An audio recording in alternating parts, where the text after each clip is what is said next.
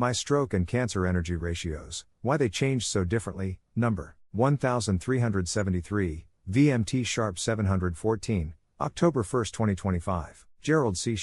EclaireMD Foundation. Category: Neuroscience and Oncology. Mission statement: I write these medical papers not for fame or recognition, since I have already lived a long and successful life, though not always a healthy one. My purpose now is to share what I have learned about health, disease, and medicine, so that others can better understand their own conditions, prevent illness, and live longer, healthier lives. Introduction. Over the past 35 years, I have lived through two very different eras of health management. From 1990 through 2009, I relied heavily on medications. I took many different pills during that period, hoping they would control my type 2 diabetes, blood pressure, cholesterol, and other health conditions. But I made no effort to manage my lifestyle. My eating habits were careless, large portions, poor nutrition, and frequent dining out. My weight was high, BMI over 30, and my glucose levels were dangerously elevated, annual average EEG between from 200 to 300 milligrams per deciliter. I hardly exercised, slept too little and poorly, and lived under constant stress from my demanding roles as a high-tech executive and CEO. Starting in 2010,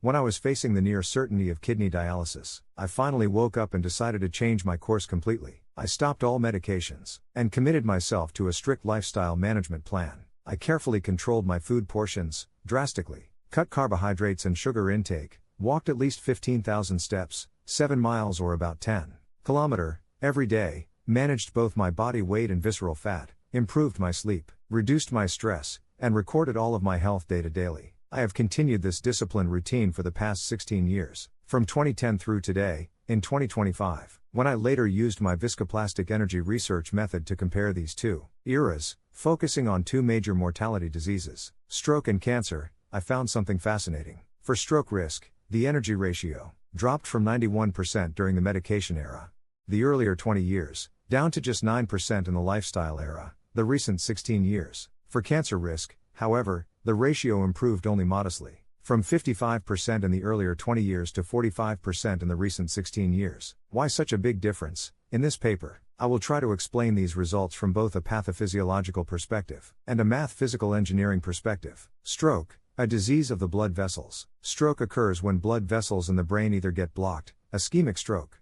about 80%, or burst, hemorrhagic stroke, about 20%. In both cases, the health of damage of the cerebral vessels is the central issue. My first stroke occurred recently, on June 21, 2025. It was a hemorrhagic stroke in the pons area of my brain. Why my stroke VMT energy was so high in the earlier 20 years of medication era, 91%, during from 1990 to 2009. Even though I took medications, my lifestyle was very poor. My blood pressure often spiked, my blood sugar swung up and down between 8% and 12%. Hemoglobin A1C, I carried too much body weight and belly fat, and my stress was constant and unrelenting. All of these factors pounded my blood vessels like repeated hammer blows. The inner lining of my vessels, the endothelium, became weak. My arteries stiffened and gradually calcified, mainly as a result of uncontrolled diabetes. The tiny microvessels in my brain, already delicate, also calcified and became more prone to rupture. Medications lowered my lab numbers on paper. My glucose or cholesterol might have looked a little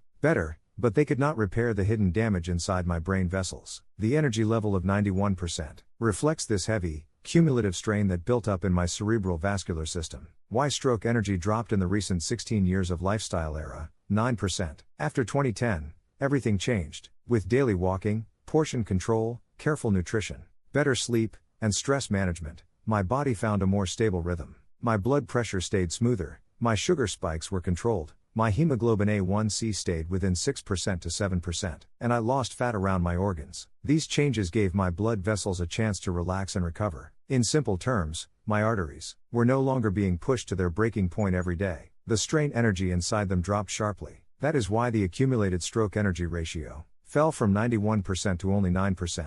Stroke risk responds quickly and dramatically when lifestyle habits are corrected. A physical analogy: if you think of blood vessels as the metal beams of a bridge, stroke risk is like the bridge's final collapse after years of daily pounding by heavy trucks. During my earlier 20 years in the medication era, the trucks were constantly overloaded, hitting the structure day after day, and creating countless tiny cracks that could not be seen with the naked eye, even if I coated the bridge with fresh paint.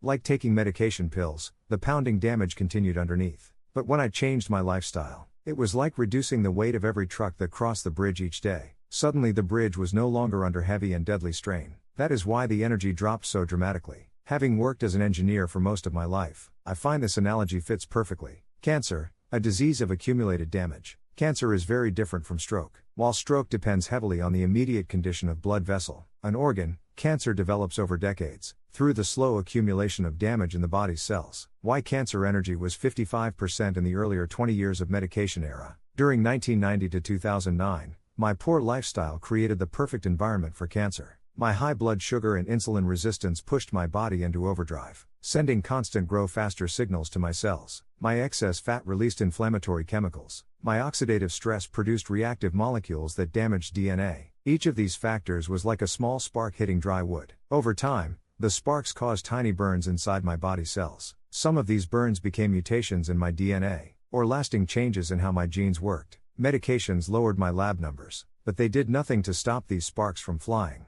By the end of 2009, a large amount of irreversible molecular damage had already accumulated. That is why my cancer VMT energy was already 55%. Why cancer energy only dropped to 45%. In the recent 16 years of lifestyle era, after 2010, when I improved my lifestyle, my internal environment became much healthier. My blood sugar stayed stable, hemoglobin A1C below 7% without diabetes medications. My body fat shrank, my inflammation calmed down, and my immune system became stronger. This slowed down the production of new sparks in my cells. My body became better at cleaning up abnormal cells. But here is the problem: all the damage from the first 20 years could not simply be erased. Mutations that had already formed stayed in my DNA. Epigenetic changes, how my genes are switched on or off, often last a lifetime. Precancerous cells that had already started growing did not vanish. My improved lifestyle kept these damaged cells under control, but it could not wipe them away. That is why cancer energy only improved modestly, from 55% to 45%.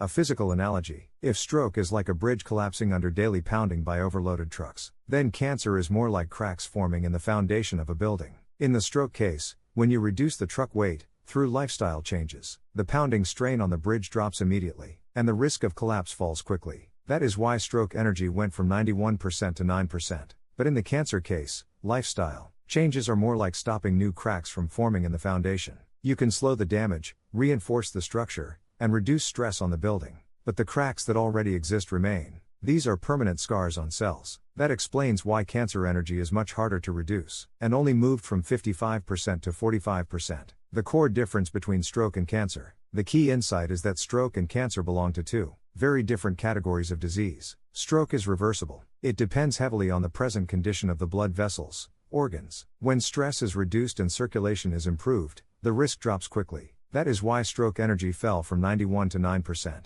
Cancer is partly irreversible. It depends on decades of past damage to DNA and cell regulation. Even if you change lifestyle later in life, the past still leaves its scars on cells. That is why cancer energy improved only slightly, from 55 to 45%. In math-physical VMT energy terms, stroke behaves like a short memory system. Stroke is heavily influenced by immediate hemodynamic inputs, such as my acute hypertension spike at 175 mm of mercury on June 21, 2025. A single severe surge can serve as the trigger for vessel rupture, even if long-term averages are not as extreme. This aligns with why my stroke ratio was 91% in the medication era, and why my stroke risk dropped quickly to 9% once lifestyle lowered my daily stress. Cancer behaves like a long memory system. History accumulates and cannot be undone. Once cancer symptoms are verified, it is often too late. Cancer reflects decades of accumulated damage, mutations, epigenetic changes, and chronic inflammation that build up over years and cannot be reversed. By the time symptoms appear, much of the harm is already fixed. This explains why my cancer ratio improved only modestly, from 55% to 45%,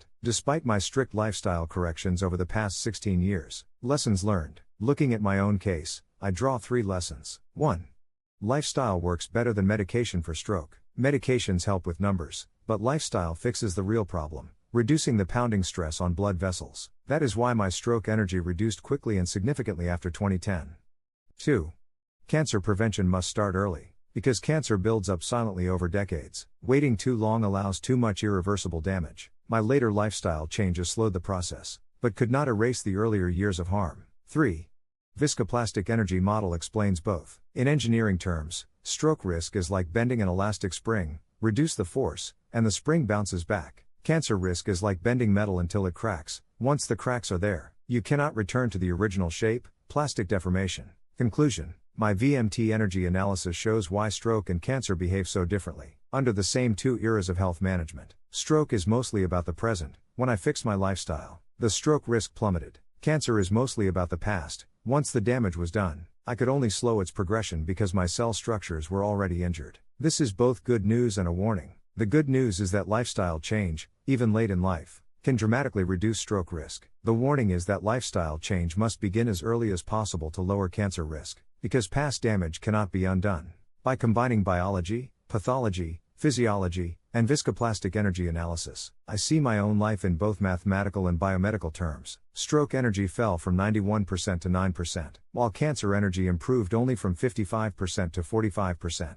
These numbers are not just abstract, they tell the story of how lifestyle saved me from strokes, while also reminding me that cancer risk remains partly tied to my earlier mistakes. That is why I am now researching the subject of cancer, even though I have not detected any signs of it. Additional note: why organ damage, stroke, and cell damage, cancer, differ in reversibility. One important point is why damage to an organ, such as blood vessels in stroke, is different from damage to a cell, as in cancer. Stroke and vessel damage, organ level. Stroke comes from damage to blood vessels, stiffening, calcification, and rupture. Vessels are tissues made from many layers of cells working together. When blood pressure, glucose swings, and stress overload them, the walls weaken. But when the load is reduced through lifestyle, these vessels can partly repair, regain elasticity, and improve function. The scars may not vanish, but the system as a whole recovers. That is why stroke risk can fall so sharply, as in my case from 91% down to 9%. Cancer and cell damage, cellular level.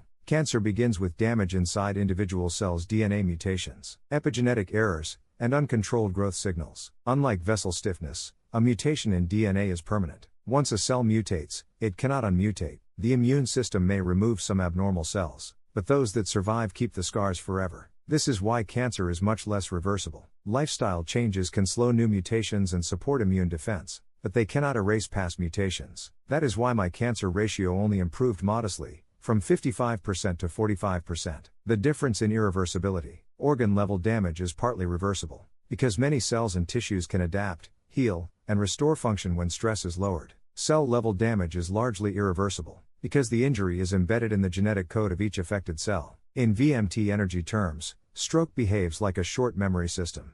Today's inputs matter most. Reduce the daily stress and the system rebounds. Cancer behaves like a long memory system. The scars of the past remain, and the energy from decades of accumulated damage cannot be undone. Disclaimer: this content is for educational reference only and not medical advice. No doctor-patient relationship is created. You may share this summary freely, but it must not be edited or republished as your own. All intellectual property rights and copyrights for this article and its related materials belong to the author, Gerald C.